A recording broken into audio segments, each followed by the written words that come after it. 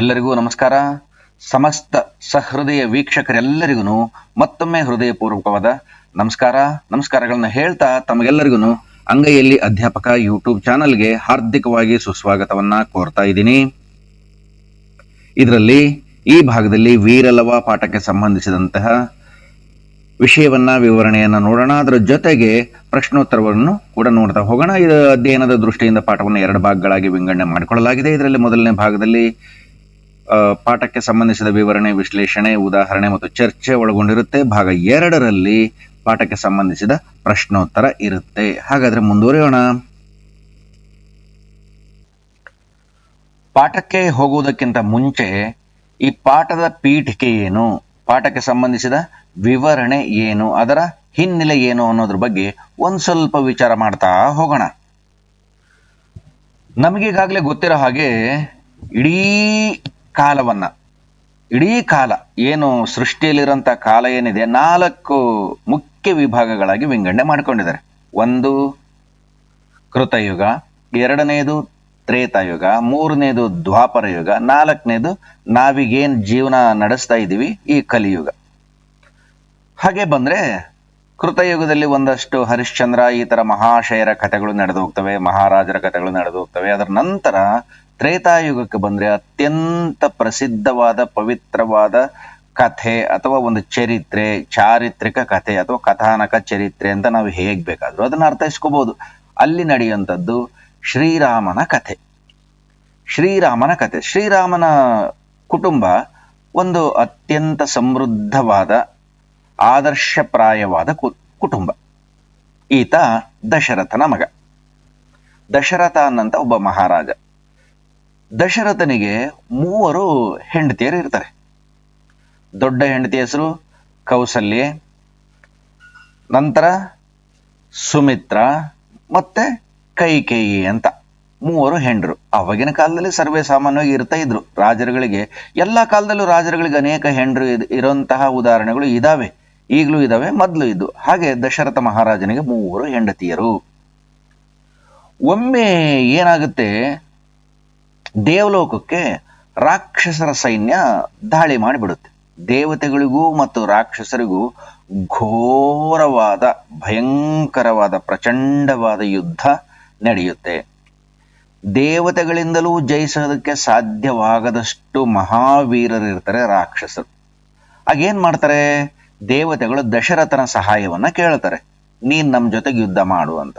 ಅಂದ್ರೆ ದೇವತೆಗಳಿಂದಲೂ ಜಯಿಸಲಿಕ್ಕೆ ಆಗದಂತಹ ಅಗಾಧವಾದ ಸೈನ್ಯವನ್ನ ಜಯಿಸಲಿಕ್ಕೆ ದಶರಥನನ್ನ ಅವ್ರು ಆಹ್ವಾನಿಸ್ತಾರಂದ್ರೆ ದಶರಥ ಯಾವ ಮಟ್ಟದ ಪರಾಕ್ರಮಿ ಇರ್ಬೇಕಲ್ಲ, ಮಹಾನ್ ಪರಾಕ್ರಮಿ. ಸರಿ, ಯುದ್ಧಕ್ಕೆ ಹೊರಡ್ತಾನೆ ದಶರಥ.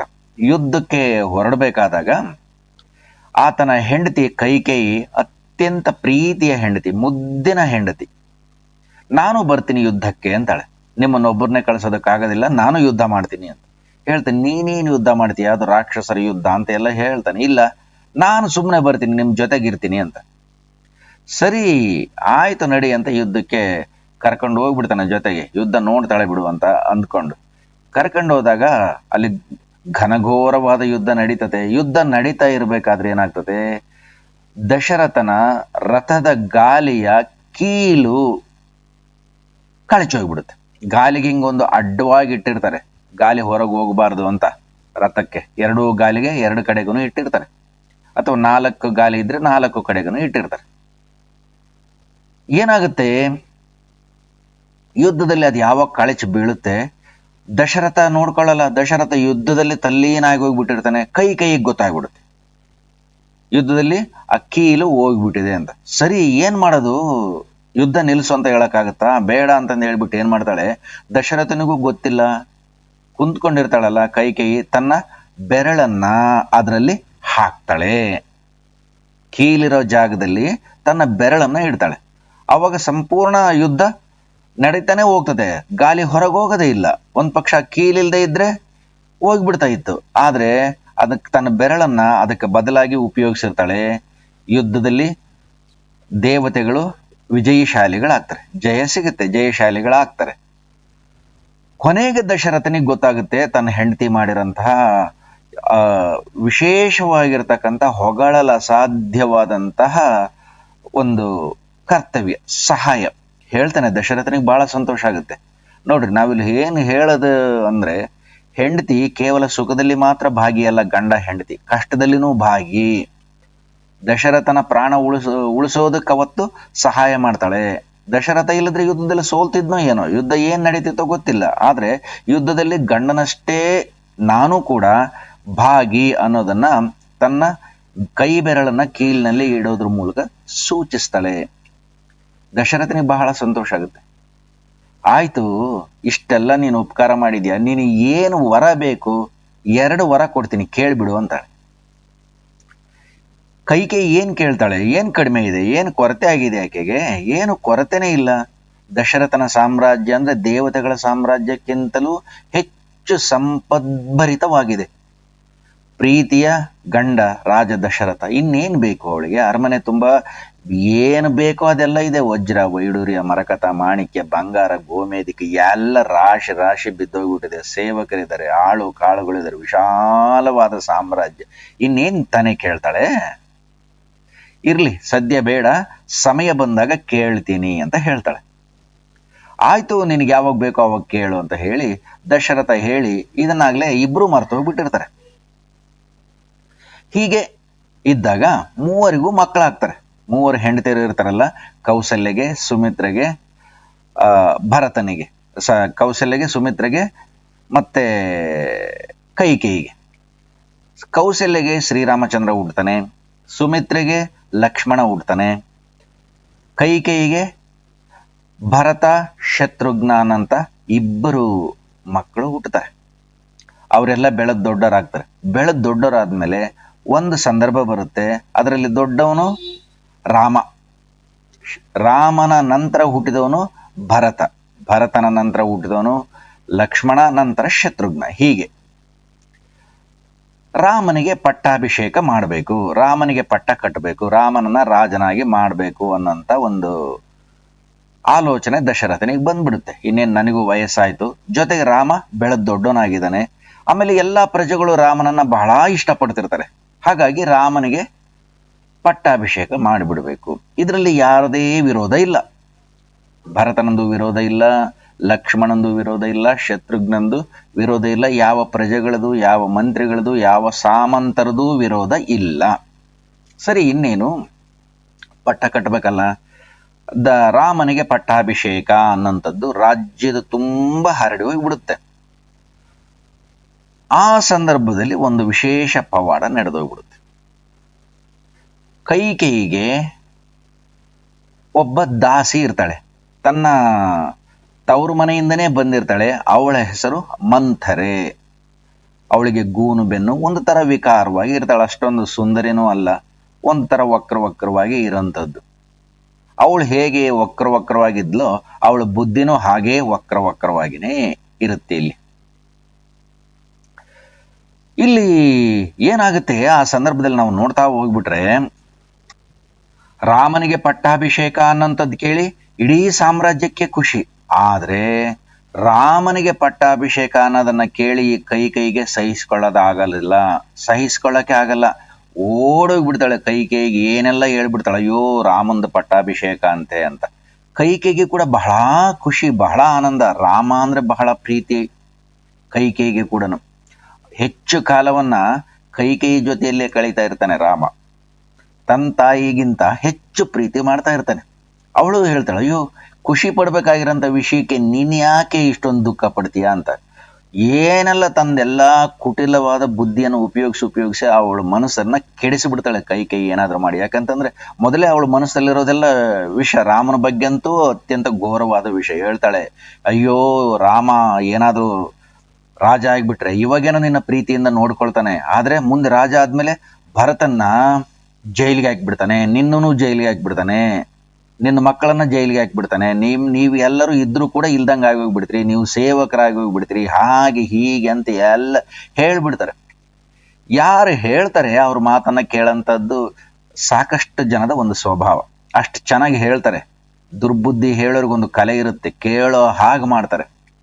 ಹಾಗೆ ಕೇಳಿಸ್ಕೊಳ್ಳೋರು ಕೂಡ ಬೇರೆಯವ್ರ ಮಾತನ್ನ ಬಹಳ ಚೆನ್ನಾಗಿ ಕೇಳಿಸ್ಕೊಳ್ತಾರೆ. ಇದ್ರೆ ಕೆಟ್ಟದ್ದು ಯಾವುದು ಒಳ್ಳೇದು ಯಾವುದು ಅಂತ ಕೆಲವು ಮಂದಿ ವಿಚಾರ ಮಾಡ್ತಾರೆ, ಬಹಳಷ್ಟು ಮಂದಿ ವಿಚಾರ ಮಾಡಲ್ಲ.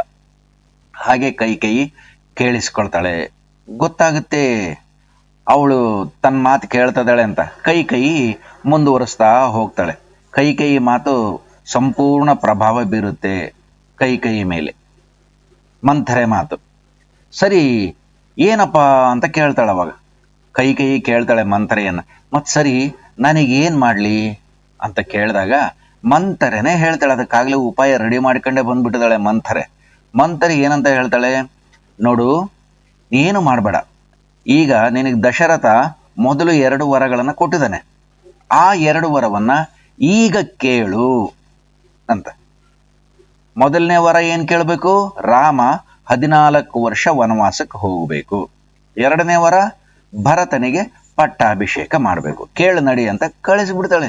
ಅವಳಿಗೆಲ್ಲ ಮೈಯಾಗೆಲ್ಲ ತುಂಬಿ ಸರಿ ಏನ್ ಮಾಡ್ತಾಳೆ, ಇದೇ ಸರಿಯಾದ ಸಂದರ್ಭ ಅಂತಂದೇಳಿ ಕೈಕೇಯಿ ಹೋಗಿ ಸಿಟ್ಟ ಬಂದಿರೋಳ್ ತರ ನಟಿಸಿ ಕೋಪ ಭವನದಲ್ಲಿ ಹೋಗಿ ಕೂತ್ಕೊಂಡ್ಬಿಡ್ತಾಳೆ. ಕೋಪ ಭವನ ಅಂದ್ರೆ ಕೋಪಗೊಂಡಂತಹವರು ಇರಂತ ಒಂದು ಜಾಗ, ತನ್ನ ಅರಮನೆಯಲ್ಲಿನೇ, ತನ್ನದೇ ಅರಮನೆಯಲ್ಲಿ. ಆಗ ದಶರಥ ಯಾವಾಗ ತೀರ್ಮಾನ ಆಗಿರುತ್ತಲ್ಲ ರಾಮನಿಗೆ ಪಟ್ಟಾಭಿಷೇಕ ಅಂತ, ಇದನ್ನ ಮೊದಲು ಕೈಕೇಯಿಗೆ ಹೇಳಬೇಕು ಅಂತ ಬಹಳ ಆನಂದದಿಂದ ಖುಷಿಯಿಂದ ಬರ್ತಾನೆ. ಕೈಕೇಯಿ ಮಾತು ಕೇಳ್ಬಿಟ್ರೆ ಅದೆಷ್ಟು ಖುಷಿ ಪಡಲ್ಲ ಅಂತ. ಬಂದಾಗ ಅಲ್ಲಿ ಕೈಕೇಯಿ ಇರಲ್ಲ, ಗೊತ್ತಾಗುತ್ತೆ ಕೋಪ ಭವನದಲ್ಲಿ ಇದ್ದಾಳೆ ಅಂತ. ಕೋಪ ಭವನದಾಗ ಹೋಗಿ ಎಲ್ಲ ಮುದ್ದಿಸಿ ಎಲ್ಲ ಕೇಳ್ತಾನೆ, ಏನು ಯಾಕೆ ಇಷ್ಟಕ್ಕಂದು ನಿನಗೆ ಬೇಸರ, ಯಾಕೆ ಕೋಪ, ಏನ್ ತಪ್ಪು ನಡೆದಿರೋದು ಅಂತ. ಅದಕ್ಕೆ ಹೇಳ್ತಾಳೆ, ಇಲ್ಲ ನನಗೆ ಅವತ್ತು 2 ವರ ಕೊಟ್ಟಿದ್ರಲ್ಲ, ಯುದ್ಧ ಗೆದ್ದ ಮೇಲೆ ದೇವತೆಗಳ ವಿರುದ್ಧ, ಈಗ ನನಗೆ ಆ 2 ವರವನ್ನ ಕೊಡಿ ಅಂತ. ದಶರಥ ಹೇಳ್ತಾನೆ, ಅಯ್ಯೋ ಅದಕ್ಕೆ ಯಾಕೆ ಚಿಂತೆ ನಿನಗೆ, 2 ವರ ಕೇಳೋದಕ್ಕೆ ಸಿಟ್ಟಾಗಿ ಕೇಳ್ಬೇಕಾ, ಅವತ್ತೇ ಕೊಡ್ತೀನಿ ಅಂತ ಹೇಳಿದ್ನಲ್ಲ, ಇವತ್ತು ಕೇಳ್ತಿದ್ಯಾ, ಕೇಳ್ಬಿಡು ಅಂತಾನೆ. ಸರಿ ಕೇಳ್ತಾಳೆ. ಮೊದಲನೇ ವರ, ರಾಮ 14 ವರ್ಷ ವನವಾಸಕ್ಕೆ ಹೋಗಬೇಕು. ಈ ಮಾತು ಕೇಳಿನೇ ದಶರಥ ಅರ್ಧ ಕುಗ್ಗಿ ಹೋಗಿಬಿಡ್ತಾನೆ. 2ನೇ ವರ ಕೇಳ್ತಾಳೆ, ಭರತನಿಗೆ ರಾಜ್ಯದ ಪಟ್ಟಾಭಿಷೇಕ ಆಗಬೇಕು. ಈ ಮಾತು ಕೇಳಿ ದಶರಥ ಸಂಪೂರ್ಣ ಕುಸಿದು ಹೋಗ್ಬಿಡ್ತಾನೆ. ಏನಪ್ಪ ಮಾಡೋದು, ಇದೇನು ವರ, ಇದು ಕೈಕೇಯಿನ ಮಾತಾಡ್ತಾ ಇರೋದು ಅಂತ ಅನ್ಕೊಳ್ತಾನೆ. ಯಾರು ಮಾತಾಡ್ತಿದಾರೆ ಈಗ ಅಂತ. ಅವ್ ಎಷ್ಟು ಸಮಾಧಾನ ಮಾಡ್ತಾನೆ, ಎಲ್ಲ ಹೇಳ್ತಾನೆ. ಆದ್ರೆ ಅವಳು ಕೇಳೋದಕ್ಕೆ ತಯಾರಿಲ್ಲ.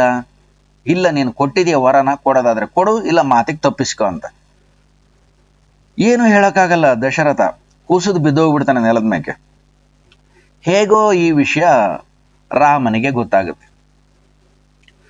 ರಾಮನಿಗೆ ಗೊತ್ತಾದಾಗ ಹೇಗ್ ಗೊತ್ತಾಗುತ್ತೆ ಅಂದ್ರೆ, ರಾಮ ಕೂಡ ಕೈಕೇಯಿ ಭವನಕ್ಕೆ ಬರ್ತಾನೆ. ಬಂದು ತನಗೆ ಪಟ್ಟಾಭಿಷೇಕ ಮಾಡ್ತಾ ಇರೋ ವಿಷಯವನ್ನ ಕೈಕೇಯಿಗೆ ಮೊದಲು ಹೇಳಬೇಕು ಅಂತ. ಯಾಕಂದ್ರೆ ತನ್ನ ಪ್ರೀತಿಯ ತಾಯಿ ಕೈಕೇಯಿ, ಕೌಸಲ್ಯಗಿಂತ ಹೆಚ್ಚು ಪ್ರೀತಿ ಮಾಡ್ತಾ ಇದ್ದಿದ್ದು ಕೈಕೇಯಿಯನ್ನ, ಅದಕ್ಕೆ ಹೇಳಬೇಕು ಅಂತ ಬರ್ತಾನೆ. ಅಲ್ಲಿರಂತ ಪರಿಸ್ಥಿತಿ ನೋಡ್ತಾನೆ. ದಶರಥ ನೋಡಿದ್ರೆ ನೆಲದ ಮೇಲೆ ಬಿದ್ದೋಗ್ಬಿಟ್ಟಿದ್ದಾನೆ, ಸಂಕಟದಿಂದ ಒದಾಡ್ತಿದ್ದಾನೆ. ಕೈಕೇಯಿ ನೋಡಿದ್ರೆ ಇಲ್ಲಿ ಸಿಟ್ಟಾಗಿ ನಿಂತ್ಕೊಂಡ್ಬಿಟ್ಟಿದ್ದಾಳೆ. ರಾಮ ಕೈಕೇಯಿಗೆ ಮಾಮೂಲ ಹಾಗೆ ನಮಸ್ಕಾರ ಮಾಡಿಬಿಟ್ಟು ಕಾಲಿಗೆ ಕೇಳ್ತಾನೆ, ಅಮ್ಮ ಏನಿದೆಲ್ಲ ಅಂತ. ಅದಕ್ಕೆ ಕೈಕೇಯಿ ಹೇಳ್ತಾಳೆ, ಯಾಕಂದ್ರೆ ಮೊದ್ಲೆಲ್ಲ ವಿಷಯ ತುಂಬಿ ಕಳಿಸ್ಬಿಟ್ಟಿದಾರಲ್ಲ, ಮಂಥರೆ ಅನ್ನಂತವಳು, ವಕ್ರ ಬುದ್ಧಿ ವಕ್ರ ದೇಹ ಇರೋಂಥವಳು ಹೇಳ್ತಾಳೆ, ಏನಿಲ್ಲ, ನಿಮ್ಮ ತಂದೆ ಯುದ್ಧ ಕಾಲದಲ್ಲಿ ನನಗೊಂದು 2 ವರಗಳನ್ನ ಕೊಟ್ಟಿದ್ರು, ಆ ವರ ಇವಾಗ ಕೇಳಿದೆ, ಅದಕ್ಕೆ ಈ ಸ್ಥಿತಿ ಆಗೋಗ್ಬಿಟ್ಟಿದೆ ಇವುದು ಅಂತ. ಏನು ವರ ಅಂತ ಕೇಳಿದಾಗ ಹೇಳ್ತಾಳೆ, ಮೊದಲನೇ ವರ ರಾಮ 14 ವರ್ಷ ವನವಾಸಕ್ಕೆ ಹೋಗ್ಬೇಕು, ಭರತ ಪಟ್ಟಾಭಿಷೇಕ ನಡಿಬೇಕು ಅಂತ. ಇಷ್ಟೇ ತಾನೇ ಅಂತಾನೆ ರಾಮ. ಅದಕ್ಕೆ ಯಾಕೆ ಇಷ್ಟಕ್ಕೊಂದು ಒದ್ದಾಡ್ತಿದೀಯ ಅಂತ. ರಾಜ ರಾಮ ಆದ್ರೇನು, ಭರತ ಆದ್ರೇನು ಅಂತ ನೋಡ್ರಿ. ನಾವಿಲ್ಲಿ ಗಮನಿಸಬೇಕಾಗಿರೋದು ರಾಮನ ವಿಶಾಲವಾದ ಮನಸ್ಸನ್ನ.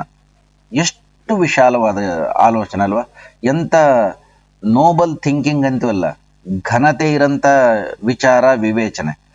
ಈ ರಾಜ್ಯಕ್ಕೆ ಒಬ್ಬ ರಾಜ ಬೇಕು, ಭರತ ಆಗ್ತಾನೆ. ಭರತ ಏನ್ ಕಡಿಮೆನಾ, ಮಹಾನ್ ಶೂರ, ಸಜ್ಜನ, ಬಹಳ ಒಳ್ಳೆಯ ವ್ಯಕ್ತಿ. ಹಾಗಾಗಿ ಭರತ ಪಟ್ಟಾಭಿಷೇಕ ಆಗೋದ್ರಲ್ಲಿ ಏನೂ ತಪ್ಪಿಲ್ಲ. ನಾನು ಅಡವಿಗೆ ಹೋಗ್ಬೇಕು ತಾನೇ, ಅಡವಿಗೆ ಹೋಗಿ ಅಡವಿಯಲ್ಲಿರೋಂಥ ತೊಂದರೆಗಳನ್ನ ಕಳಿತೀನಿ, ಭರತನಿಗೆ ಅನುಕೂಲ ಆಗೋ ಹಾಗೆ ನಾನು ಅಡವಿಯಲ್ಲಿ ಏನು ಶತ್ರುಗಳಿದ್ರೆ ಅವರನ್ನು ಸಂಹಾರ ಮಾಡ್ಕೊಳ್ತೀನಿ ಅಂತ ಮನಸ್ಸಲ್ಲೆಲ್ಲ ಅಂದ್ಕೊಳ್ತಾನೆ. ಹೇಳಿ ಇಷ್ಟೇ ತಾನೇ ಅಂತ ಹೇಳಿ ಹೊರಟು ಬಿಡ್ತಾನೆ, ರೆಡಿ. ಇದು ಆ ತಕ್ಷಣಕ್ಕೆ ಇನ್ನೊಂದು ಮಾತಿಲ್ದಲೇನೆ ಹೋಗಿ ನಾರು ಮಡಿ ಉಟ್ಟು, ಅಂದ್ರೆ ಋಷಿಗಳು ಧರಿಸೋ ಬಟ್ಟೆಯನ್ನ ಹಾಕೊಂಡ್ಬಿಟ್ಟು ಅಡವಿ ಹೋಗ್ಬೇಕಾದ್ರೆ ಏನ್ ಋಷಿ ಮುನಿಗಳು ಇರ್ತಾರೆ ಆ ಥರ ನಾರು ಬಟ್ಟೆಯನ್ನ ಹಾಕೊಂಡು ರೆಡಿ ಆಗ್ತಾನೆ, ತಯಾರಾಗ್ತಾನೆ, ಸಿದ್ಧ ಆಗ್ತಾನೆ. ಸೀತೆ ಇರ್ತಾಳೆ, ಅವನ ಹೆಂಡತಿ ಅಲ್ಲ, ರಾಮನ ಹೆಂಡತಿ ಸೀತೆ. ಸೀತೆನೂ ಬರ್ತಾಳೆ, ನಾನು ಬರ್ತೀನಿ ನಿಮ್ಮ ಜೊತೆಗೆ, ಕಷ್ಟ ಸುಖದಲ್ಲಿ ಎರಡರಲ್ಲೂ ಹೆಂಡತಿ ಭಾಗಿ. ನೀವು ರಾಜ್ಯದಲ್ಲಿದ್ದಾಗ ನಾನು ರಾಜ್ಯದಲ್ಲಿದ್ದೆ, ನೀವು ಅಡವಿಗೆ ಹೋಗ್ತಾ ಇದ್ರೆ ನಾನು ಅಡವಿಗೆ ಹೋಗ್ತೀನಿ. ಅವಳು ಕೂಡ ಮುನಿ ಕುಮಾರಿ ತರಹ, ಮುನಿ ಪತ್ನಿ ತರಹ ವೇಷವನ್ನ, ಅಂದ್ರೆ ತನ್ನ ವೇಷಭೂಷಣವನ್ನ ಹಾಕೊಂಡು ಅವಳು ತಯಾರಾಗಿ ನಿಂತ್ಕೊಂಡ್ಬಿಡ್ತಾಳೆ. ಅತ್ಯಂತ ಪ್ರೀತಿಯ ತಮ್ಮ ಲಕ್ಷ್ಮಣ ಇರ್ತಾನೆ ರಾಮನಿಗೆ. ರಾಮನಿಗೆಲ್ಲರೂ ಪ್ರೀತಿ ತಮ್ಮಗಳೇ, ರಾಮನಿಗೆ ಆ ತಮ್ಮ ಹೆಚ್ಚು ಈ ತಮ್ಮ ಕಡಿಮೆ ಅಂತಲ್ಲ. ಆದ್ರೆ ಲಕ್ಷ್ಮಣನಿಗೆ ಅತ್ಯಂತ ಹೆಚ್ಚು ಪ್ರೀತಿ ಪಾತ್ರರಾಗಿದ್ದು ರಾಮ, ತನ್ನ ಅಣ್ಣ. ಲಕ್ಷ್ಮಣ ಯಾವಾಗಲೂ ರಾಮನನ್ನ ಬಿಟ್ಟಿರೋಕೆ ಇಷ್ಟನೇ ಇಲ್ಲ. ಸುತಾರಾಮ ಇಷ್ಟ ಇರಲ್ಲ. ಆಟ ಆಡಿದ್ರು ರಾಮನ ಜೊತೆಗೆ, ಊಟ ಮಾಡಿದ್ರು ರಾಮನ ಜೊತೆಗೆ, ಯಾವಾಗಲೂ ರಾಮನೇ ಬೇಕು. ಸರಿ, ಲಕ್ಷ್ಮಣ ಕೂಡ ಹೊರಟು ಬಿಡ್ತಾನೆ, ನಾನು ಬರ್ತೀನಿ ಅಂತ. ಎಷ್ಟು ಹೇಳಿದ್ರು ಕೇಳಲ್ಲ, ಇಲ್ಲ ನಾನು ಬಂದೇ ಬರ್ತೀನಿ ಅಂತ. ರಾಮ ಬೇರೆ ಉಪಾಯ ಇಲ್ಲ, ಮೂವರ್ನು ಹೋಗ್ತಾರೆ, ಇಬ್ಬರನ್ನು ಕರ್ಕೊಂಡು ಹೋಗ್ತಾನೆ ರಾಮ. ಸೀತೆಯನ್ನ ಲಕ್ಷ್ಮಣನನ್ನು ಕರ್ಕೊಂಡು ಅಡವಿಯಲ್ಲಿ 14 ವರ್ಷ ಕಾಲ ಕಳೀತಾರೆ. ನೋಡ್ರಿ ಹೇಗೆ ಎಲ್ಲಿ ರಾಜ್ಯ, ರಾಮನಿಗೆ ರಾಜ್ಯದಲ್ಲಿರೋ ಅಷ್ಟೇ ಸಂತೋಷವಾಗಿ ಅಡವಿಯಲ್ಲೂ ಇರ್ತಾನೆ. ಅವನಿಗೆ ರಾಜ್ಯ ಬೇರೆಲ್ಲ, ಅಡವಿ ಬೇರೆಲ್ಲ. ಇದು ಅವರ ವಿವೇಚನೆ, ಥಿಂಕಿಂಗ್. ಇದು ಕೇವಲ ರಾಮಾಯಣ ಕತೆ ಬರೆದಿದ್ದಾರೆ ಅಂತ ಅಂದ್ಕೋಬಹುದೇನೋ, ಅದು ಕಥೆನೇ ಇರಲಿ ಅಥವಾ ನಡೆದೇ ಇರಲಿ, ಮನುಷ್ಯ ಹೇಗೆ ಜೀವಿಸಬೇಕು ಅನ್ನೋದು ಒಂದು ಅದ್ಭುತವಾದ ಪರಿಕಲ್ಪನೆಯನ್ನ ಕಟ್ಟಿಕೊಟ್ಟಿದ್ದಾರೆ ಕವಿ. ಅನ್ಸಲ್ವಾ? ರಾಮ, ಲಕ್ಷ್ಮಣ ಮತ್ತು ಸೀತೆಗೆ ಕಾಡು ವಿಶೇಷ ಅಲ್ಲ, ನಾಡು ವಿಶೇಷ ಅಲ್ಲ, ಎರಡು ಒಂದೇ. ಎಲ್ಲ ಕಡೆಗೂ ಅವ್ರು ಸುಖವಾಗಿರ್ತಾರೆ. ಈ ಸಂದರ್ಭದಲ್ಲಿ ಒಂದು ಘಟನೆ ನಡೆದು ಹೋಗ್ಬಿಡುತ್ತೆ. ರಾವಣ ಅನ್ನಂತ ಒಬ್ಬ ರಾಜ ಇರ್ತಾನೆ ಲಂಕೆಯಲ್ಲಿ. ಶ್ರೀಲಂಕಾ ಅಂತ ಕರೀತಾರೆ ಅದನ್ನ. ರಾಮನಿಗೆ ಹೇಗೆ ಶ್ರೀರಾಮ ಅಂತ ಕರೀತಾರೋ, ಲಂಕೆಗೆ ಶ್ರೀಲಂಕೆ ಅಂತ ಕರೀತಾ ಇದ್ರು.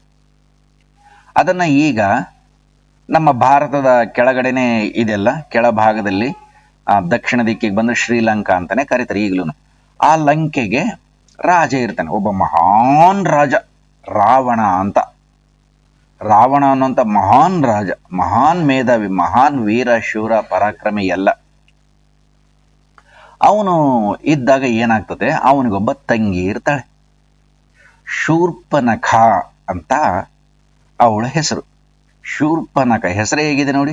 ಶೂರ್ಪನಖ, ತನ್ನ ಬೆರಳಿನ ಉಗುರುಗಳು ಶೂರ್ಪ ಅಂದ್ರೆ ತುಂಬಾ ಚೂಪಾಗಿರಂತ ಉಗುರುಗಳನ್ನ ಹೊಂದಿರುವವಳು ಶೂರ್ಪನಖ ಅಂತ.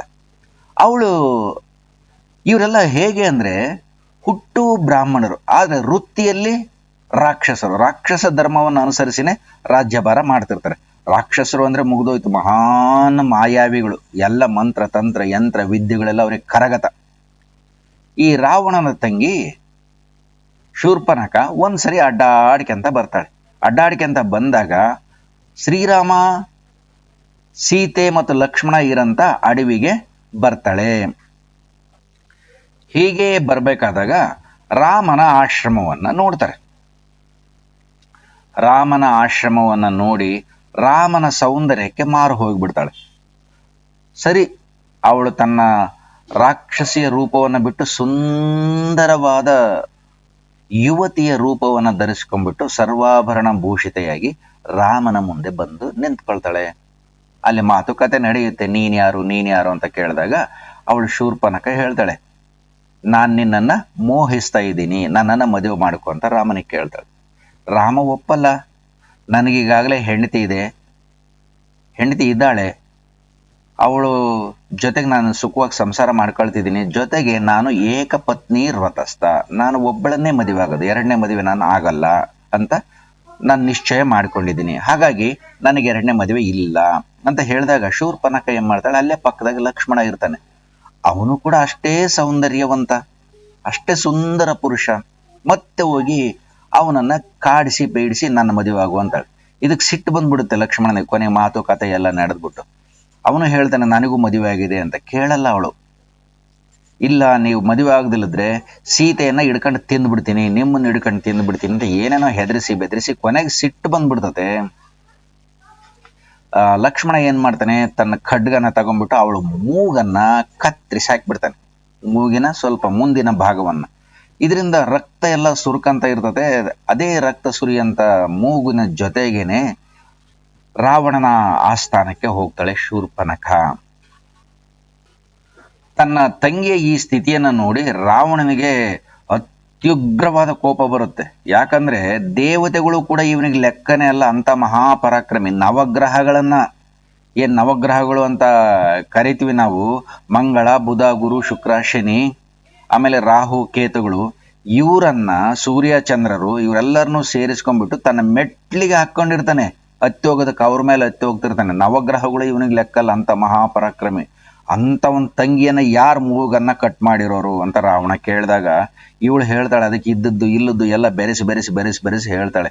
ಅಲ್ಲಿ ರಾಮ ಅನ್ನಂತನೊಬ್ಬನಿದ್ದಾನೆ, ಅವನಿಗೊಬ್ಬ ಹೆಂಡತಿ ಇದ್ದಾಳೆ ಸೀತೆ ಅಂತ. ಅವಳು ಜಗನ್ಮೋಹಿನಿ, ಜಗತ್ನಿಗೆ ಅವಳಂತ ಸುಂದರ ಹೆಂಗಸು ಇನ್ನೊಬ್ಳಿಲ್ಲ. ಅವಳನ್ನ ಏನಾದ್ರೂ ಮಾಡಿ ಕರ್ಕೊಂಡು ಬಂದು ನಿನ್ನ ರಾಣಿಯನ್ನಾಗಿ ಮಾಡಬೇಕು ಅಂತ ನಾನು ಆಸೆ ಪಟ್ರೆ ಅಲ್ಲೊಬ್ಬ ಲಕ್ಷ್ಮಣ, ರಾಮ ಇಬ್ರು ಸೇರ್ಕೊಂಡು ನನ್ನ ಮೂಗನ್ನ ಕತ್ತರಿಸ್ಬಿಟ್ರು ಅಂತ ಎಲ್ಲ ಏನೇನೋ ಹೇಳ್ತಾಳೆ. ಆವಾಗ ರಾವಣನಿಗೆ ಬಹಳ ಸಿಟ್ಟು ಬಂದ್ಬಿಡುತ್ತೆ. ನೋಡ್ರಿ, ಯಾವ ತರ ತನ್ನ ಚರಿತ್ರೆನೇ ಬದ್ಲಿ ಮಾಡಿಬಿಡ್ತಾಳೆ, ಪೂರ್ತಿ ತನ್ನ ಕಥೆನೇ ಬದ್ಲಿ ಮಾಡಿಬಿಡ್ತಾಳೆ. ಇವಳು ಹೋಗಿದ್ದೇನಕ್ಕೆ, ಮದುವೆ ಮಾಡ್ಕೊಳ್ಳೋದಕ್ಕೆ. ಆದ್ರೆ ಹೇಳೋದೇನೀಗ ರಾವಣನಿಗೆ, ನಿನಗೆ ನಾನು ಅವಳನ್ನ ಕರ್ಕೊಂಡು ಬಂದು ಮದುವೆ ಮಾಡಬೇಕು ಅಂತಿದ್ದೆ ಅಂತ. ರಾವಣನ ಮನಸ್ಸಲ್ಲಿ ಒಂದು ಆಸೆ ಹುಟ್ಟುಬಿಡುತ್ತೆ. ಯಾಕಂತಂದ್ರೆ ಈ ರಾಜರುಗಳ, ಮಹಾನ್ ಶೌರ್ಯವಂತ ರಾಜರುಗಳ ಹಣೆ ಬರನೇ ಇಷ್ಟು. ಎಲ್ಲಿ ಅತ್ಯುನ್ನತವಾದ್ದು ಅತ್ಯದ್ಭುತವಾದ್ದು ಇದೆ ಅದು ನಮಗ್ ಬೇಕು. ಇದು ರಾವಣಂದು ಅದೇ ಕಥೆನೆ. ಅತ್ಯಂತ ಜಗತ್ನಲ್ಲೇ ಇಲ್ದಂತಹ ಸುಂದರಿ ಇಲ್ಲಿದ್ದಾಳೆ ಅಂದಾಗ ಅದು ನನಗೆ ಬೇಕು ಅನ್ನೋ ಒಂದು ಆಸೆ ರಾವಣನ ಮನಸ್ಸಲ್ಲಿ ಹುಟ್ಟಿ ಹೋಗ್ಬಿಡುತ್ತೆ. ಸರಿ, ಇನ್ನೇನ್ ಮಾಡೋದಕ್ಕಾಗತ್ತೆ ಇವಾಗ? ಹೌದಾ, ಇದಕ್ಕಾಗಿ ನನ್ನ ತಂಗಿ ಮೂಗನ್ನ ಕತ್ತರಿಸ್ಬಿಟ್ನ ಅಂತಂದೇಳಿ ತನ್ನ ಖರ, ದೂಷಣ ಒಬ್ಬೊಬ್ಬರನ್ನೇ ಕಳಿಸ್ತಾನೆ ಯುದ್ಧಕ್ಕೆ. ಅವ್ರ ಕೈಲೂ ಜಯಿಸೋದಕ್ಕೆ ಆಗಲ್ಲ. ಕೊನೆಗೆ ರಾವಣನೇ ತನ್ನ ಮಾರುವೇಷದಿಂದ ಬಂದ್ಬಿಟ್ಟು ಸೀತೆಯನ್ನ ಹೊತ್ತು ಒಯ್ದು ಬಿಡ್ತಾನೆ ಲಂಕೆಗೆ. ಅದು ದೊಡ್ಡ ಕತೆ ಆಗುತ್ತೆ ಹೇಳ್ತಾ ಹೋದ್ರೆ, ಇನ್ನೊಂದು ಸಂದರ್ಭದಲ್ಲಿ ಹೇಳೋಣ. ಲಂಕೆಗೆ ಹೊತ್ಕೊಂಡು ಹೋಗ್ಬಿಡ್ತಾನೆ ಸೀತೆಯನ್ನು. ಈಗ ಸೀತೆ ಹೋದ್ಮೇಲೆ ಏನಾಗುತ್ತೆ?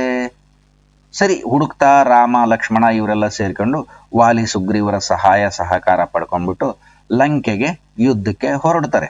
ಲಂಕೆಯಲ್ಲಿ ರಾಮನ ಸರ್ವನಾಶ ಆಗೋಗುತ್ತೆ. ರಾಮ ಸತ್ತು ಹೋಗ್ಬಿಡ್ತಾನೆ. ರಾಮ ಯುದ್ಧದಲ್ಲಿ ಸತ್ತು ಹೋಗ್ಬಿಡ್ತಾನೆ. ಯುದ್ಧದಲ್ಲಿ ಸತ್ತು ಹೋದ ನಂತರ ಸೀತೆಯನ್ನ ಮತ್ತೆ ತನ್ನ ಅರಮನೆಗೆ ಕರ್ಕೊಂಡು ಬರ್ತಾರೆ. ಕರ್ಕೊಂಡು ಬಂದು ಮತ್ತೆ ಶ್ರೀರಾಮ ರಾಜ ಆಗ್ತಾನೆ. ಭರತ ತನ್ನ ಅಣ್ಣನಿಗೆ ರಾಜ್ಯಭಾರವನ್ನು ಒಪ್ಪಿಸ್ತಾನೆ. ಅಲ್ಲಿವರೆಗೂ ಭರತ ಹೆಸರಿಗೆ ಮಾತ್ರ ರಾಜ ಆಗಿರ್ತಾನೆ. ಶ್ರೀರಾಮನ ಪಾದುಕೆಗಳನ್ನ ಸಿಂಹಾಸನದ ಮೇಲೆ ಇಟ್ಟು ತಂದೆ ಒಂದು ಕುಟೀರವನ್ನ ಕಟ್ಟಿಕೊಂಡು ಅಡವಿಯಲ್ಲಿ ಬದುಕ್ತಾರಲ್ಲ ಮನುಷ್ಯ, ಹಾಗೆ ಭರತ ಬದುಕ್ತಾ ಇರ್ತಾನೆ. ಅದ್ಭುತವಾದ ಕತೆ ನೋಡ್ರಿ ಏನಿದೆ. ರಾಮಾಯಣ ಅಡವೆಗಿದ್ದಾನೆ ಸರಿ, ಆದ್ರೆ ಭರತ ತನ್ನ ಅರಮನೆಯ ಭಾಗನೇ ಅಡವಿ ಮಾಡ್ಕೊಂಡಿದ್ದಾನೆ. ಎಂತಂತ ಚಮತ್ಕಾರ, ಎಂತಹ ಪ್ರೀತಿ, ವಾತ್ಸಲ್ಯ, ಮಮತೆ. ಅದಕ್ಕಾಗಿನೇ ರಾಮಾಯಣ ಯಾವತ್ತಿಗೂ ಪ್ರಸಿದ್ಧಿ. ಯಾಕೆ ಅಂದ್ರೆ ಇದಕ್ಕೆ ಪರಸ್ಪರ ಸಂಬಂಧ ಹೇಗಿರಬೇಕು ಅನ್ನೋದು. ಹಾಗೆ ಸರಿ ಆಯ್ತು, ಅದೆಲ್ಲ ನಡೀತು. ಮತ್ತೆ ಶ್ರೀರಾಮ ಪಟ್ಟಾಭಿಷೇಕ ಆಯ್ತು. ಮತ್ತೆ ರಾಜ ಆಗಿ ಸುಖವಾಗಿ ರಾಜ್ಯಭಾರ ಮಾಡ್ತಾ ಇರ್ತಾರೆ. ಒಂದು ದಿವಸ ಏನಾಗುತ್ತೆ, ಹೀಗೆ ಸೀತೆ ರಾಮ ಇಬ್ರು ಮಾತಾಡ್ತಾ ಇರ್ಬೇಕಾದ್ರೆ, ಮೊದಲು ಅಡವೆಯಲ್ಲಿ ಇದ್ರಲ್ಲ ಅವರು ಚಿತ್ರಕೂಟದಾಗ ಇದ್ದಾಗ ಋಷಿ ಮುನಿಗಳನ್ನ, ಸಿದ್ಧ ಸಾಧರಗಳನ್ನ ಎಲ್ಲರನ್ನೂ ನೋಡಿ ಅವ್ರ ಆಶೀರ್ವಾದ ಪಡ್ಕೊಂಡಿರ್ತಾರೆ. ಸೀತೆ ಮತ್ತೆ ಹೇಳ್ತಾಳೆ ತನ್ನ ಆಸೆಯನ್ನ. ಏನಿಲ್ಲ, ನಾವು ಅಡವೆಗಿದ್ದಾಗ ಎಲ್ಲ ಮುನಿಗಳ, ಋಷಿಗಳ, ತಪಸ್ವಿಗಳ ದರ್ಶನವನ್ನ ಪಡೆದ್ವಿ. ಇನ್ನೊಂದು ಸಾರಿ ಅಡವಿಗೆ ಹೋಗ್ಬೇಕು ಅನ್ನಂತ, ಅಡವಿಗೆ ಹೋಗಿ ಅವರನ್ನೆಲ್ಲ ಸಂದರ್ಶನ ಮಾಡಬೇಕು ಅನ್ನಂತ ಆಸೆ ನನಗಿದೆ ಅಂತ. ಆಯ್ತು ಬಿಡು, ಮಾಡೋಣ ಅಂತಾನೆ ರಾಮ. ಇದು ಮುಗಿಯುತ್ತೆ. ಇದು ಮುಗಿದ್ಮೇಲೆ ಯಾರೋ ಒಬ್ಬ ಗೂಢಚಾರಿ ಬಂದು ಹೇಳ್ತಾನೆ, ಹೇಳಿ ಆ, ರಾಮನ ಬಗ್ಗೆ ಏನೇನು ಮಾತಾಡ್ತಿದ್ದಾರೆ ಅನ್ನೋಂಥದ್ದನ್ನ ಹೇಳ್ತಾರೆ. ಒಬ್ಬ ಅಗಸ ಏನಾಗಿರುತ್ತೆ, ರಾಜ್ಯದಲ್ಲಿ ಆ ಗೂಢಚಾರಿ ಅಡ್ಡಾಡ್ಕೊಂತ ಹೋದಾಗ ಆ ಗೂಢಚಾರಿ ಒಂದು ಮನೆ ಮುಂದೆ ನಿಂತ್ಕೊಂಡಿರ್ತಾನೆ. ಮನೆ ಮುಂದೆ ನಿಂತ್ಕೊಂಡಿರೋಂಥ ಸಂದರ್ಭದಲ್ಲಿ ಗಂಡ ಹೆಂಡತಿ ಜಗಳ ಮಾಡ್ತಿರ್ತಾರೆ. ಹೆಂಡತಿ ಗಂಡನ ಜೊತೆಗೆ ಜಗಳ ಮಾಡಿ ತವ್ರ ಮನೆಗೆ ಹೋಗಿರ್ತಾಳೆ. ತವ್ರ ಮನೆಗೆ ಹೋಗಿ ಮತ್ತೆ ಎಲ್ಲರೂ ಬುದ್ಧಿ ಹೇಳ್ತಾರೆ, ವಾಪಸ್ ಬರ್ತಾಳೆ. ವಾಪಸ್ ಬಂದಾಗ ಈ ಗಂಡ ಏನ್ ಮಾಡ್ತಾನೆ, ಇಲ್ಲ ನಾನು ಕರ್ಕೊಳ್ಳಲ್ಲ ವಾಪಸ್ಸು, ಬಿಟ್ಟ ಹೆಂಡತಿಯನ್ನ ಮತ್ತೆ ವಾಪಸ್ ಕರ್ಕೊಳ್ಳೋದಕ್ಕೆ ನಾನು ರಾಮ ಅಲ್ಲ ಅಂತ ಹೇಳ್ತಾನೆ. ಎಂಥ ಮಾತಲ್ಲ, ಎಂಥ ಅದ್ಭುತ! ಇಡೀ ರಾಮಾಯಣಕ್ಕೆ ಒಂದು ಟರ್ನ್ ಕೊಟ್ಬಿಡ್ತೀವಿ ಪಾಯಿಂಟ್. ಯಾವ್ದನ್ನ ಸೆಂಟರ್ ಮಾಡ್ಕೊಳ್ಳೋಣ, ರಾಮಾಯಣಕ್ಕೆ ಬೇಸ್ ಅಂತ ಯಾವ ಪಾಯಿಂಟ್ ಅನ್ನು ಮಾಡ್ಕೊಳ್ಳೋಣ, ಎಲ್ಲಿಂದ ಮಾಡ್ಕೊಳ್ಳೋಣ, ಯಾರನ್ನ ಮಾಡ್ಕೊಳ್ಳೋಣ? ಪ್ರಾರಂಭ ಆಗಿದ್ದೆಲ್ಲಿ? ಕೈ ರಥಕ್ಕೆ ತನ್ನ ಬೆರಳನ್ನ ಇಟ್ಟು ಬೀಳ್ದಂಗೆ ನೋಡ್ಕೊಂಡಿದ್ದಕ್ಕೆ ಅಲ್ಲಿಂದ ಅಂತ ಅಂದ್ಕೊಳ್ಳೋಣ. ಇಲ್ಲ ಇದಕ್ಕೆ ಮೂಲ ಶೂರ್ಪನಖ ಅಂತ ಕರ್ಕೊಳ್ಳೋಣವಾ? ಯಾರನ್ನು ಕರ್ಕೊಳ್ಳೋಣ? ಇಲ್ಲ ಇವನ ಮಾತು ಈಗ ಬಂತಲ್ಲ, ಈಗ ಅಗಸರವನ ಮಾತು ಇದು ಮತ್ತೆ ರಾಮಾಯಣಕ್ಕೆ ಇನ್ನೊಂದು ಟರ್ನ್ ಕೊಡ್ತು ಅಂತ ಅಂದ್ಕೊಳ್ಳೋಣವಾ? ಪ್ರತಿ ಪಾಯಿಂಟು ಹೀಗೇನೆ. ಮಹಾಭಾರತ ರಾಮಾಯಣದಲ್ಲಿ ಈ ಮೌಲ್ಯಗಳು, ಮಾನವೀಯ ಮೌಲ್ಯಗಳು ಅಂತ ಏನು ಹೇಳ್ತೀವಿ, ತುಂಬಿ ತುಳುಕುತ್ತವೆ. ಅದನ್ನು ಸರಿಯಾದ ರೀತಿಯಲ್ಲಿ ಅರ್ಥ ಮಾಡ್ಕೋಬೇಕು ಅಷ್ಟೆ. ಕೆಟ್ಟದಾಗ ಅರ್ಥ ಮಾಡ್ಕೊಂಡ್ರೆ ಏನು ಬೇಕಾದರೂ ಸಿಗ್ತದೆ. ಕೆಟ್ಟದಾಗ ಅರ್ಥ ಮಾಡ್ಕೊಳ್ಳೋದ ಹಾಗೆ ಸರಿಯಾದ ರೀತಿಯಲ್ಲಿ ಅರ್ಥ ಮಾಡ್ಕೊಂಡ್ರೆ ಅದ್ಭುತವಾದಂಥ ಉಪದೇಶಗಳಿದಾವೆ, ಮೌಲ್ಯಗಳಿದಾವೆ. ನೀತಿಯಂತೂ ತುಂಬಿ ತುಳುಕ್ತಾ ಇದಾವೆ. ನೀತಿ ಮಾತುಗಳು ನಮ್ಮ ಜೀವನಕ್ಕೆ ಅವೆಲ್ಲ ಬೇಕು. ಅದು ಗೂಢಚಾರಿ ಕೇಳಿಸ್ಕೊಳ್ತಾನಲ್ಲ, ಅಗಸರ ಗಂಡ ಹೆಂಡತಿ ಮಧ್ಯೆ ನಡೆದಿದ್ದು, ರಾಮನಿಗೆ ಅದನ್ನು ಯಥಾವತ್ತಾಗಿ ನಿವೇದನೆ ಮಾಡ್ತಾನೆ. ಹಾಗೆ ಮಾಡಬೇಕು, ಅದೇ ಗೂಢಚಾರರ ಕರ್ತವ್ಯ. ರಾಮ ಎಂತವನು ಅಂದ್ರೆ ಪ್ರಜೆಗಳ ಮಾತು ಮುಗೀತು. ಪ್ರಜೆಗಳು ಯಾವ ರೀತಿ ರಾಮ ಇರಬೇಕು ಅಂತಾರೆ ಅದೇ ರೀತಿ ರಾಮ ಇರಬೇಕು. ಅವನಿಷ್ಟನೂ ಅದೇ. ಪ್ರಜೆಗಳು ಏನ್ ಮಾಡ್ತಾರೆ, ಈಗ ಯಾರೋ ಒಬ್ಬ ಪ್ರಜೆ, ಈ ಎಲ್ಲ ಪ್ರಜೆ ಅಲ್ಲ, ಒಬ್ಬ ಪ್ರಜೆ ಮಾತನ್ನು ಕೂಡ ಎಷ್ಟು ಗಂಭೀರವಾಗಿ ತಗೊಳ್ತಾನೆ ನೋಡ್ರಿ. ಬಿಟ್ಟ ಹೆಂಡತಿಯನ್ನ ಮತ್ತೆ ಕರ್ಕೊಳ್ಳೋದಕ್ಕೆ, ಆಳೋದಕ್ಕೆ, ಮತ್ತೆ ರಾಜ ಆಗೋದಕ್ಕೆ, ಅವಳ ಜೊತೆಗೆ ಬಾಳೋದಕ್ಕೆ ಇಷ್ಟ ಇಲ್ಲ ನನ್ನ ಪ್ರಜೆಗೆ ಇಷ್ಟ ಇಲ್ಲದೆ ಇದ್ರೆ ನಾನು ಆ ಕೆಲಸ ಮಾಡಬಾರ್ದು ಅಂತ. ಸರಿ, ಮಂತ್ರಾಲೋಚನೆ ನಡೆಯುತ್ತೆ. ಒಂದು ಯಾವುದೇ ಕೆಲಸ ನಡಿಬೇಕಾದ್ರೆ ಅಷ್ಟು ಸುಲಭವಾಗಿ ನಡೆಯಲ್ಲ ರಾಜನ ಆಸ್ಥಾನದಲ್ಲಿ. ಒಂದು ತೀರ್ಮಾನಕ್ಕೆ ಬಂದೋಗ್ಬಿಡ್ತಾನೆ ರಾಮ. ಹೇಗೂ ಸೀತೆ ಕೇಳಿದಾಳೆ ಅಡವಿಗೆ ಹೋಗ್ಬೇಕು ಅಂತ. ಲಕ್ಷ್ಮಣನನ್ನ ಕರೆದು ಸೀತೆಯನ್ನ ಅಡವಿಗೆ ಬಿಟ್ಟು ಬಂದ್ಬಿಡು ಅಂತ ಹೇಳ್ತಾನೆ. ಇದು ಸಾಧ್ಯನಾ ಲಕ್ಷ್ಮಣನಿಗೆ? ಅಣ್ಣನ ಮಾತನ್ನ ಕೇಳಲೇಬೇಕು. ಸೀತೆಯನ್ನ ಅಡವಿಗೆ ಬಿಟ್ಟು ಬರಬೇಕು. ಆಗುತ್ತಾ ಲಕ್ಷ್ಮಣನ ಕೈಲಿ? ಸೀತೆಯನ್ನ ತನ್ನ ತಾಯಿ ಅಂತ ಭಾವಿಸಿರೋನು ಯಾವ ಕಡೆಗಿರ್ಬೇಕು? ಧರ್ಮ ಸಂಕಟ, ಏನ್ ಮಾಡ್ಬೇಕು ಅಂತ ಗೊತ್ತಾಗಲ್ಲ. ಇಲ್ಲಿ ಏನಾಗುತ್ತೆ, ಈ ಹೊಯ್ದಾಟದಲ್ಲಿ ಕೊನೆಗೆ ಧರ್ಮನೇ ಗೆಲ್ಲುತ್ತೆ. ಧರ್ಮ ಅಂದ್ರೆ ನಾವೇನ್ ಅಂದ್ಕೊಂಡಿದೀವಿ ಅದು ಧರ್ಮ ಅಲ್ಲ. ಏನ್ ಧರ್ಮ, ಅರ್ಥ, ಕಾಮ, ಮೋಕ್ಷ ಅಂತ ವೇದಗಳಲ್ಲಿ ಪುರಾಣಗಳಲ್ಲಿ ವರ್ಣಿಸಿದರೆ ಬಹಳಷ್ಟು ವಿಸ್ತೃತವಾಗಿ ವರ್ಣಿಸ್ತಾ ಹೋಗಿದ್ದಾರೆ. ಮನುಷ್ಯನ ಧರ್ಮ ಯಾವುದು, ರಾಜನ ಧರ್ಮ ಯಾವುದು, ತಮ್ಮನ ಧರ್ಮ ಏನು, ಅಣ್ಣನ ಧರ್ಮ ಏನು, ಹೆಂಡತಿ ಧರ್ಮ ಏನು, ಇವೆಲ್ಲ ಧರ್ಮಗಳು. ಆ ಧರ್ಮಕ್ಕೆ ಕಟ್ಟು ಬಿದ್ದು ಅಣ್ಣನ ಮಾತನ್ನ ಕೇಳಿ ಲಕ್ಷ್ಮಣ ಏನ್ ಮಾಡ್ತಾನೆ, ರಥದಲ್ಲಿ ಕುಳ್ಳಿರಿಸ್ಕೊಂಡು ಸೀತೆಯನ್ನ ಕರ್ಕೊಂಡೋಗಿ ಅಡವಿಗೆ ಬಿಟ್ಟು ಇದೆಲ್ಲ ವಿಷಯ ಹೇಳ್ತಾನೆ, ಈಗ ಆಯ್ತು ಅಂತ. ಅಯ್ಯೋ ಎಂತ ದುರ್ವಿಧಿ ಅಂತ ಸೀತೆ ಅಂದ್ಕೊಂಡು, ಅದ್ರ ಬೇರೆ ಆ ಸಂದರ್ಭದಲ್ಲಿ ಸೀತೆ ತುಂಬು ಗರ್ಭಿಣಿ. ಹೇಳ್ತಾಳೆ, ರಾಮನನ್ನೂ ಬೈಯಲ್ಲ, ಲಕ್ಷ್ಮಣನನ್ನು ಬೈಯಲ್ಲ, ನನ್ನ ವಿಧಿ ಇದ್ದ ಹಾಗಾಗ್ಲಿ. ರಾಮ ಯಾವಾಗಲೂ ಪ್ರಜಾಪಾಲಕ, ನಾನೇನ್ ಮಾಡಕ್ಕಾಗುತ್ತೆ, ಇದು ನಾನ್ ಪಡ್ಕೊಂಡು ಬಂದಿರೋ ಕರ್ಮ. ಆಯ್ತು ಹೋಗು ಅಂತಂದೇಳಿ ಲಕ್ಷ್ಮಣನ ಬೀಳ್ಕೊಟ್ಬಿಡ್ತಾಳೆ. ಲಕ್ಷ್ಮಣ ಹೋಗ್ತಾನೆ. ಲಕ್ಷ್ಮಣ ಹೋದಾಗ ಒಬ್ಬಳೇ ರೋಧಿಸ್ತಾ ಇರ್ತಾಳೆ ಅಡವಿಯಲ್ಲಿ. ಏನ್ ಮಾಡೋದು, ತುಂಬು ಗರ್ಭಿಣಿ ಬೇರೆ ಅಲ್ವಾ, ತುಂಬು ಗರ್ಭಿಣಿ. ಅದೇ ಮಾರ್ಗವಾಗಿ ವಾಲ್ಮೀಕಿ ಅನ್ನಂತ ಮಹಾಮುನಿಗಳು ಹೋಗ್ತಾ ಇರ್ತಾರೆ. ವಾಲ್ಮೀಕಿ ಮುನಿಗಳಿಗೆ ಗೊತ್ತು, ಈ ಕಥೆ ಎಲ್ಲ ಗೊತ್ತು, ಈ ನಡೆದಿರೋ ಪ್ರಸಂಗ ಎಲ್ಲ ಗೊತ್ತು. ಯಾಕೆಂದ್ರೆ ಅವರು ತ್ರಿಕಾಲ ಜ್ಞಾನಿಗಳು, ಏನಾಗಿದೆ ಅಂತೆಲ್ಲ ಗೊತ್ತು. ಆಗ ಸೀತೆಯನ್ನ ತಮ್ಮ ಆಶ್ರಮಕ್ಕೆ ಕರ್ಕೊಂಡು ಹೋಗ್ತಾರೆ. ಸೀತೆಗೆ ಅವಳಿ ಮಕ್ಕಳು ಹುಟ್ಟುತ್ತಾರೆ, ಜನಿಸ್ತಾರೆ. ಅವರೇ ಕುಶ ಮತ್ತು ಲವ, ಅಥವಾ ಲವ ಕುಶ ಅಂತ ಕರೀತೀವಿ. ಕುಶ ಲವ ಅಂತಾದ್ರೂ ಕರಿಬಹುದು, ಲವ ಕುಶ ಅಂತಾದ್ರೂ ಕರಿಬಹುದು. ಇಬ್ರು ಮಹಾನ್ ಪರಾಕ್ರಮಿಯಾದಂತಹ ಮಕ್ಕಳು ಹುಟ್ಟುತ್ತಾರೆ. ಹುಟ್ಟಿ ವಿದ್ಯಾಭ್ಯಾಸ ಎಲ್ಲ ವಾಲ್ಮೀಕಿ ಆಶ್ರಮದಲ್ಲಿನೇ ನಡೀತದೆ. ವಾಲ್ಮೀಕಿಗಿಂತ ಗುರುಗಳು ಬೇಕಾ? ಪುಣ್ಯವಂತರವರು. ಸರಿ, ವಿದ್ಯಾಭ್ಯಾಸ ಎಲ್ಲ ಮುಗಿದು ಅವರು ಒಂದು ಸ್ವಲ್ಪ ದೊಡ್ಡರಾಗ್ತಾರೆ. ಬೆಳೀತಾ ಬೆಳೀತಾ ಬೆಳೀತಾ ಬರ್ತಾರೆ. ಹಿಂಗೆಲ್ಲ ಇದ್ದಾಗ ಶ್ರೀರಾಮನಿಗೆ ಏನಾಗುತ್ತೆ, ಇಲ್ಲಿ ತನ್ನ ಹೆಂಡತಿಯನ್ನ ಬಿಟ್ಟಿರೋದಕ್ಕಾಗೋದಿಲ್ಲ. ಬಿಟ್ಟಿರೋದಕ್ಕಾಗದಿದ್ದಕ್ಕೆಲ್ವ ರಾವಣ ಹೊತ್ಕೊಂಡು ಹೋದ್ಮೇಲೆ ರಾವಣನನ್ನೇ ಕೊಂದು ಸೀತೆಯನ್ನು ವಾಪಸ್ ಕರ್ಕೊಂಡು ಬಂದಿದ್ದು. ಈಗ ಅದೇ ಗೋಳು ನೋಡ್ರಿ. ಒಳ್ಳೆ ವ್ಯಕ್ತಿಗಳು ಯಾವಾಗ್ಲೂ ದುಃಖ ಪಡಕ್ಕಾಗಿನೇ ಭೂಮಿ ಮೇಲೆ ಹುಟ್ಟುತ್ತಾರೆ ಅಂತ. ಜನಗಳನ್ನ ಸಂತೋಷ ಪಡಿಸ್ಬೇಕು, ಅವರು ದುಃಖ ಪಡ್ಬೇಕು. ಇದೇ ಅವರ ಹಣೆ ಬರಹ. ಇಲ್ಲಿ ಕೂಡ ಮಹಾಪುರುಷ ರಾಮನಿಗೂ ಇದೇ ಗತಿ. ಹೆಂಡತಿ ದುಃಖವನ್ನ ಸಹಿಸೋದಕ್ಕಾಗೋದಿಲ್ಲ ಆತನ ಕೈಲಿ.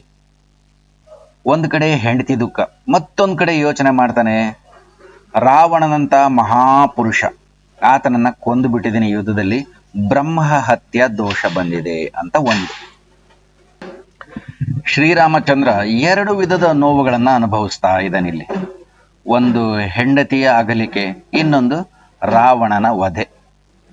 ಏನ್ ಮಾಡೋದಕ್ಕಾಗುತ್ತೆ? ರಾವಣನನ್ನ ವಧೆ ಮಾಡಲೇಬೇಕಾಗಿತ್ತು. ವಧೆ ಮಾಡಿದ್ಮೇಲೆ ಬ್ರಹ್ಮಹತ್ಯೆ ದೋಷದ ಚಿಂತೆ. ಹೆಂಡತಿಯನ್ನ ಬಿಡಬಾರ್ದಾಗಿತ್ತು, ಬಿಟ್ಟ ಮೇಲೆ ಈ ಚಿಂತೆ. ಎರಡೂ ನೋವು ಒಂದಕ್ಕೊಂದು ಸೇರಿಕೊಂಡು ಸಹಿಸೋದಕ್ಕೆ ಸಾಧ್ಯ ಆಗದೇ ಇಲ್ಲ. ರಾತ್ರಿ ಹಗಲು ಅದೇ ಕೊರಗಿನಲ್ಲೇ ಇರ್ತಾನೆ ಶ್ರೀರಾಮಚಂದ್ರ. ಅದಕ್ಕೆ ಆಸ್ಥಾನದಲ್ಲಿರಂತ ವಿದ್ವಾಂಸರು, ಗುರುಗಳು ಇವರೆಲ್ಲ ಸೇರಿ ರಾಮನಿಗೆ ಮನಃಶಾಂತಿಗಾಗಿ ಹೇಳ್ತಾರೆ, ಇದ್ರದ್ದೆಲ್ಲ ದೋಷ ಅಂತ ಪರಿಹಾರ ಆಗ್ಬೇಕು ಅಂದ್ರೆ, ಬ್ರಹ್ಮಹತ್ಯೆ ದೋಷ ಪರಿಹಾರ ಆಗ್ಬೇಕು ಅಂತ ಅಂದ್ರೆ ಅಶ್ವಮೇಧ ಯಾಗವನ್ನ ಮಾಡಬೇಕು ಅಂತ. ಸರಿ, ಅಶ್ವಮೇಧ ಯಾಗ ಮಾಡ್ಬೇಕಲ್ಲ. ಗುರುಗಳು ಹೇಳಿದ ಮಾತಿಗೆ ಎರಡನೇ ಮಾತೇ ಇಲ್ಲ ಶ್ರೀರಾಮಚಂದ್ರನ ಹತ್ರ. ಅಶ್ವಮೇಧ ಯಾಗವನ್ನ ಶುರು ಮಾಡ್ತಾರೆ. ಅಶ್ವಮೇಧ ಯಾಗದ ಲಕ್ಷಣ ಅಂದ್ರೆ ಅಶ್ವಕ್ಕೆ ಪೂಜೆ ಮಾಡಿ ಶಾಸ್ತ್ರೋಕ್ತವಾಗಿ ಅದನ್ನ ಬಿಟ್ಬಿಡ್ತಾರೆ ದೇಶದಲ್ಲಿ ಸಂಚಾರ ಮಾಡೋದಕ್ಕೆ. ಅದು ಎಲ್ಲೆಲ್ಲಿ ಹೋಗುತ್ತೆ ಅಲ್ಲಿರಂತ ರಾಜರು ಆ ಕುದುರೆಯನ್ನ ಪೂಜಿಸಬೇಕು, ರಾಮನ ಅಧಿಕಾರವನ್ನು ಒಪ್ಕೋಬೇಕು, ಇಲ್ಲ ರಾಮನ ವಿರುದ್ಧ ಹೋರಾಡಬೇಕು. ಇದು ಆ ಅಶ್ವಮೇಧ ಯಾಗದ ನಿಯಮ. ಹಾಗಾಗಿ ಕುದುರೆ ಏನ್ ಮಾಡುತ್ತೆ, ಅಶ್ವಮೇಧ ಯಾಗದ ಕುದುರೆ ಎಲ್ಲ ದೇಶ ದೇಶ ದೇಶ ಸಂಚಾರ ಮಾಡ್ಕಂತ ಕೊನೆಗೆ ವಾಲ್ಮೀಕಿ ಅಂದ್ರೆ ಸೀತೆ ಇರಂತ ಜಾಗಕ್ಕನೇ ಬರುತ್ತೆ. ರಾಮನ ಹೆಂಡತಿ ಏನು ಸೀತೆ ಜಾನಕಿ ಇದ್ದಾರೆ ಆ ಜಾಗಕ್ಕೆ ಬರುತ್ತೆ. ಅಲ್ಲಿಗಾಲೆ ಲವಕುಶರು ಸ್ವಲ್ಪ ಮಟ್ಟಿಗೆ ದೊಡ್ಡ ಹುಡುಗರಾಗಿ, ಯುವಕರಾಗಿ ಅಲ್ಲ, ಸ್ವಲ್ಪ ಮಟ್ಟಿಗೆ ದೊಡ್ಡ ಹುಡುಗರಾಗಿ, ಬಾಲಕರೇ ಅವರಿನ್ನು ದೊಡ್ಡ ಬಾಲಕರು ಅಷ್ಟೇ, ಅವರಾಗಿ ಆ ತೋಟಕ್ಕೆ ಬರುತ್ತೆ, ಆಶ್ರಮಕ್ಕೆ ಬರುತ್ತೆ. ನೋಡ್ರಿ ಎಲ್ಲಿಂದ ಎಲ್ಲಿಗೆ ಹೇಗೆ ಕನೆಕ್ಷನ್ ಇದೆಯಲ್ಲ. ಕೊನೆಗೆ ಎಲ್ಲಿಗೆ ಬಂತು? ಅಶ್ವಮೇಧ ಯಾಗದ ಕುದುರೆ ಸೀತೆ ಹತ್ರನೇ ಬಂತು. ಇಲ್ಲಿಗೆ ಬಂದ ಮೇಲೆ ಕಥಾಭಾಗ, ಮುಂದಿನ ಕಥಾಭಾಗ ಈ ಪದ್ಯದಲ್ಲಿ ಲಕ್ಷ್ಮೀಶ ಕವಿ ವರ್ಣನೆ ಮಾಡಿದರೆ ಅದ್ಭುತವಾಗಿದೆ. ಅದನ್ನ ನೋಡ್ತಾ ಹೋಗ್ಬಿಡೋಣ. ಈಗ ಪದ್ಯದ ಈ ಭಾಗ ಅಥವಾ ಹಿನ್ನೆಲೆ ಏನಂತ ಕರ್ಕೊಳ್ತೀವಿ ಅದನ್ನ ಇಲ್ಲಿಗೆ ಮುಗಿಸೋಣ. ಮುಂದಿನ ಭಾಗದಲ್ಲಿ ನೇರವಾಗಿ ಪದ್ಯದ ವಿವರಣೆ, ವಿಶ್ಲೇಷಣೆ, ಚರ್ಚೆ ಹಾಗೂ ಉದಾಹರಣೆಗಳೊಂದಿಗೆ ಮತ್ತೆ ಮುಂದುವರಿಯೋಣ. ಇದುವರೆಗನ್ನ ತಾವು ನೋಡಿದ್ದಕ್ಕಾಗಿ, ವೀಕ್ಷಣೆಗಾಗಿ ಸಕಲ ಸಹೃದಯ ವೀಕ್ಷಕರೆಲ್ಲರಿಗೂ ಹೃದಯಪೂರ್ವಕವಾಗಿರಂತ ಧನ್ಯವಾದಗಳು. ದಯಮಾಡಿ ಚಾನಲ್ಗೆ ಸಬ್ಸ್ಕ್ರೈಬ್ ಮಾಡಿ, ಶೇರ್ ಮಾಡಿ ಮತ್ತೆ ಲೈಕ್ ಮಾಡಿ. ಮತ್ತೊಮ್ಮೆ ಎಲ್ಲರಿಗೂ ಹೃದಯಪೂರ್ವಕವಾದ ಧನ್ಯವಾದಗಳು.